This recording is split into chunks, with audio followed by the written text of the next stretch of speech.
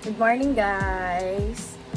Ngayon, ang aga-aga, ayos na ako. 7:20, nag-aayos na ako. Papunta kami sa school ni Kuya kasi magpapasukat siya ng uniform.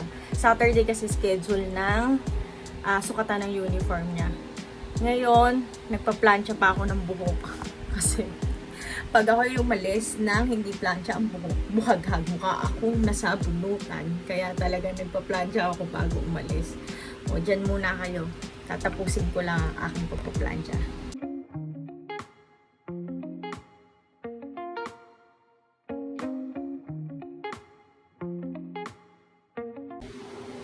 Guys, iba talaga pag nanay. Ano?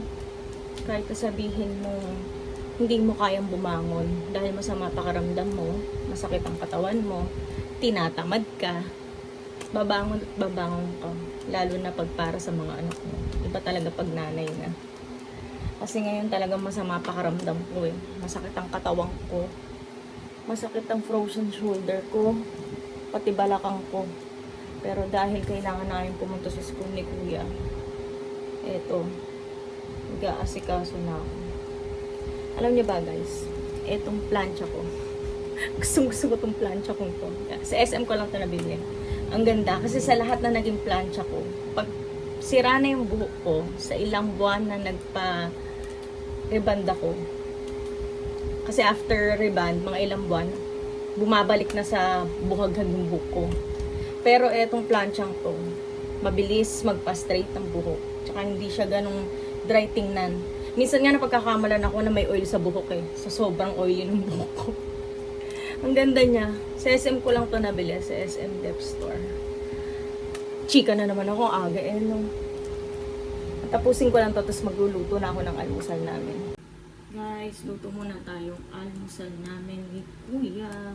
Prito lang akong luncheon. Kami lang naman kasi dalawa ang kakain. Tulog pa yung dalawa.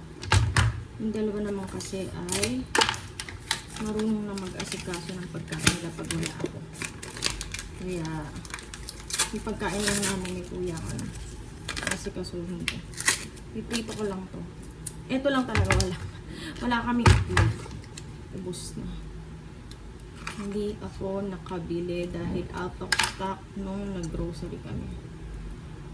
Kasi si Bebe ay may allergy sa itlog. Yung puti yung shell. Pag kumain siya noon, namamantal. Kaya, ang binibili namin is brown. Doon hindi siya namamantal. Kaya kailangan, yun lang ang bibilhin. Eh pero minsan matigas ang ulo ni Bebe. Kukuhain sa tindahan ng yung egg, yung itlog doon na puti ang shell.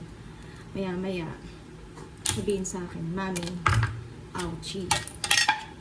Kasi may red na siya sa mukha o kaya sa braso. Merong allergy attack yung si Bebe. Nangyari talaga ninervous ako kasi nag 38.9 siya. Sobrang taas. Tapos sobrang taga na ang dami-daming ba yun? Yung parang may sulat-sulat yung ano niya, yung balat sa sobrang allergy. Sobrang chika ko kanina. Hindi ko matanggal yung lunch dun sa laptop. O, diba? Maraming chika kasi nanay niya eh. Yung anong almusal niya? Sa panahon ngayon, tipid. Kailangan magtipid. Kasi magpapasukan na. So, may dagdag na gastos na ulit. Back to pabaon na ulit. Kaya kailangan, bago kami umalis, nakakain na kami. At dapat din, ang uwi namin dito na lang kami kakain. Kasi tatlo yung pababaunan ko na kailangan ko tipid. Kaya nagluto ako ngayon ng almusal. Luto na ang aming almusal. Luncheon lang ang aming pagkain today.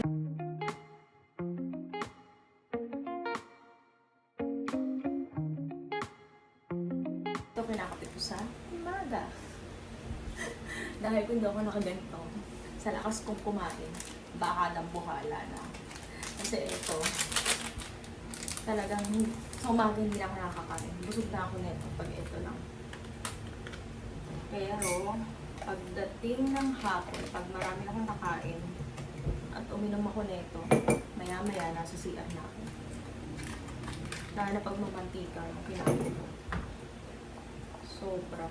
Nakakailan CR ako. Alis na kami, papunta na kami sa school ni Kuya para magpasukat ng uniform. Pagkatapos nito, hindi namin alam kung saan pupunta kasi baka mamaya blockbuster na naman, so iiwan ko siya doon, babalikan ko ulit. Mamimili ulit ako ng paninda. Sayang kasi yung oras pag naman binantayan ko pa siya doon, malaki na siya, senior na, di ba? Kaya dapat maiwang ka na doon.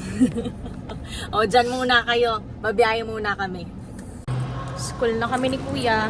Happy ang Kuya kasi wala daw masyadong pila. Ewan lang din pag-akit kasi walang tao eh. Wala masyadong sasakyan din. Wala din tao sa labas ng school. Sa taas malaman namin kung wala nga pila. Sana nga walang masyadong pila para makauwi agad. Makagawa ng gawaing bahay.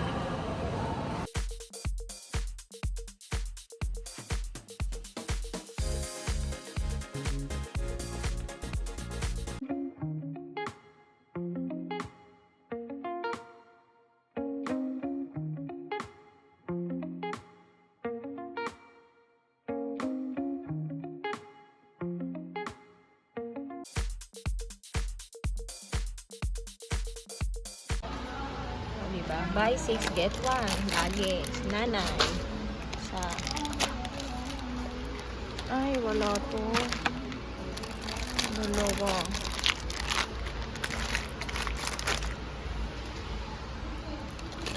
No.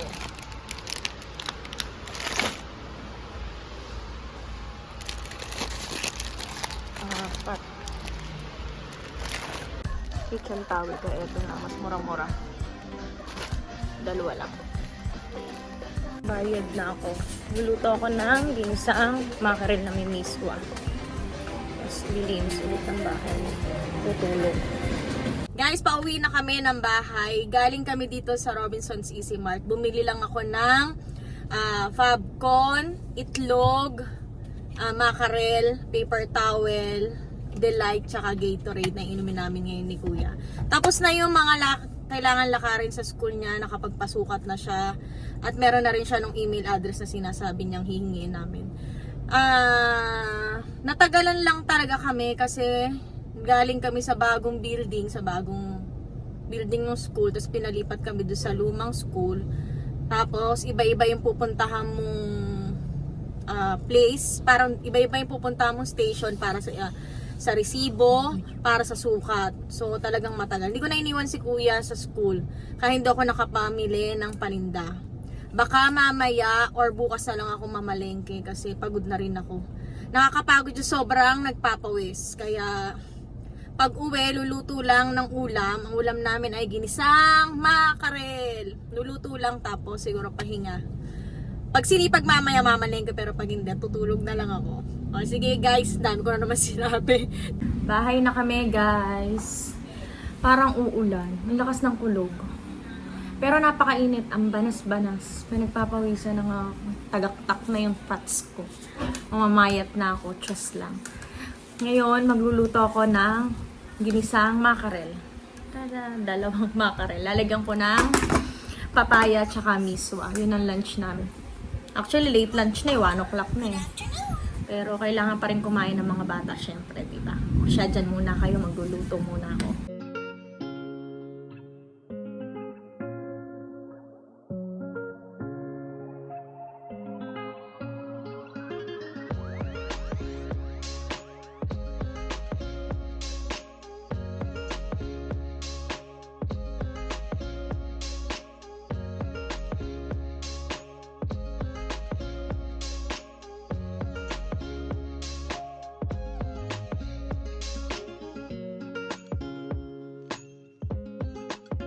Na ako ng ginisang mackerel. Ulam namin ngayong lunch pero wala palang kakain kasi mga busog pa daw sila. Inulam daw nila yung lunch kanina. Ako naman, hindi makakapalengke kasi ayan na nga umulan. Malakas-lakas.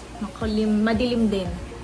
Ilang tindahan ang pinupuntahan ko so hindi ako para makipagsapalaran ngayon dahil pagod din ako. Baka naman ako yung magkasakit, diba? Health is wealth, diba? Kaya kailangan mag-iingat din ako. So, guys, walang ganap kasi tutulog lang ako ngayon, magbabawi ako. Thank you ulit sa panonood. At see you next time. Bye-bye!